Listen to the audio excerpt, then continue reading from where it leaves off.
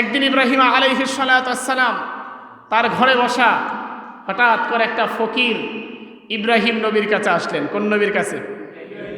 যেমন তেমন নবী নাকি? কথা বলেন, যেমন তেমন নবী? এই নবীর একটা উপাধি আছে, উপাধিটা কি? খলিলুল্লাহ। এই নবীর উপাধি কি? জোরে বলেন, আরো জোরে আওয়াজ দিয়ে বলেন। খলিলুল্লাহ মানে কি? আল্লাহর বন্ধু। কার বন্ধু? সরাসরি কার বন্ধু? কে বানিয়ে দিয়েছে? সুবহানাল্লাহ।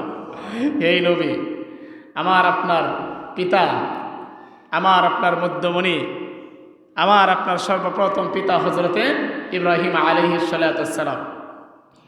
ইব্রাহিম নবী কোথায় বসা? ঘরে বসা। এর ফকির আসলেন, আয়সা বললেন, ভাই আমার পেটে খানা নাই, আমার কিছু খাবার দাও। আমার পেটে কি নাই? খানা নাই। ইব্রাহিম নবী, সাইয়েদানা ইব্রাহিম শোনার সাথে সাথে ঘরের মেহমান যারা আছে, ঘরের মালিক যারা আছে, স্ত্রীকে ডাক দিয়ে বললেন, স্ত্রী গো, ঘরে কি আছে? ঘরের যা আছে এই ফকিরকে দিয়ে দাও। ইব্রাহিম আলাইহিস সালাতু ওয়াস সালাম ঘর থেকে খাবার নিয়ে আসলেন। এই নাম, ওই ফকিরের সামনে খাবারটা দিলেন।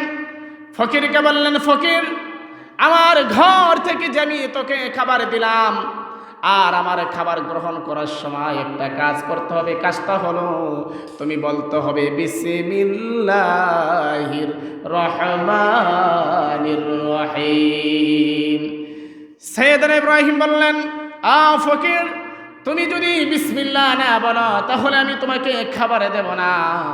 ফকির বলে, ইব্রাহিম, তুমি তো এক আল্লাহকে বিশ্বাস করো, আমি তো এক আল্লাহকে বিশ্বাস করি না।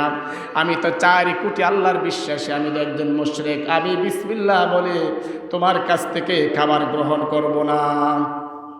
সাইয়েদনা ইব্রাহিম একটু রাগ হইলেন।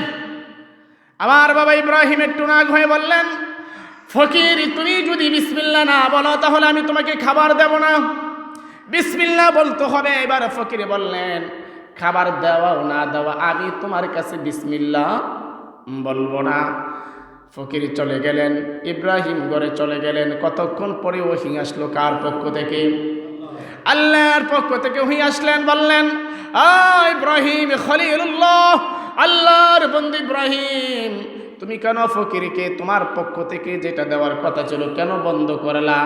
এবার ইব্রাহিম বলেন, আল্লাহ, এই যে ফকির এতটাই ইতর, এই ফকির যে আল্লাহ আকাশ বানাইলেন, জমিন বানাইলেন, ইব্রাহিমকে বানাইলেন, যে আল্লাহ রাব্বুল আলামিন তাকে সকালবেলা অক্সিজেনের ব্যবস্থা করলেন, সকালবেলা খাবারের ব্যবস্থা আল্লাহ তাআলা সুযোগ করে দিয়েছেন, কিন্তু এই ফকিরকে বললাম, ফকির, তুমি একবার আল্লাহর নামে বিসমিল্লাহ বলো। ফকির অস্বীকৃতি করলেন। এই জন্য আমি ফকিরকে খাবার দিতে অস্বীকৃতি জানাইলাম। কি দিতে? খাবার দিতে অস্বীকৃতি জানাইলাম। আল্লাহ রাব্বুল আলামিন ঘোষণা করলেন, ইব্রাহিম, খানা দেওয়ার মালিক হইলাম আমি আল্লাহ। দেওয়ার মালিক কে? যারা বলেন রিজিকের মালিক কে? ইব্রাহিম খানা বন্দি করতে পারবে না। তাড়াতাড়ি করে ফকিরকে খোঁজো। ফকির বিসমিল্লাহ বলো আর না বলো, ওই ফকিরের কাছে তোমার খাবারটা তুমি পৌঁছে দাও। আসতে বলেন সুবহানাল্লাহ। সবাই বলেন চিৎকার দিয়ে সুবহানাল্লাহ। এবার ইব্রাহিম নবী, সাইয়েদনা ইব্রাহিম ঘুরতে শুরু করলেন। ফকির কোথায়? ফকিরকে খোঁজার জন্য একবার ডান দিকে যায় আর একবার বাম দিকে যায়, রাস্তা খুঁজতেছে ফকির কোথায়। খুঁজতে খুঁজতে ফকিরকে পাইলেন। ফকিরকে পেয়ে বললেন, ফকির, তোমার খাবার তুমি নিয়ে যাও। তুমি বিসমিল্লাহ বলো আর না বলো, তোমার খাবার নিয়ে যাও। কিন্তু তোমার একটা মেসেজ হলো, একটু চিন্তা করে দেখিও, আকাশের মালিক, এই জমিনের মালিক হচ্ছেন একজন, তিনি হচ্ছে আমার আল্লাহ।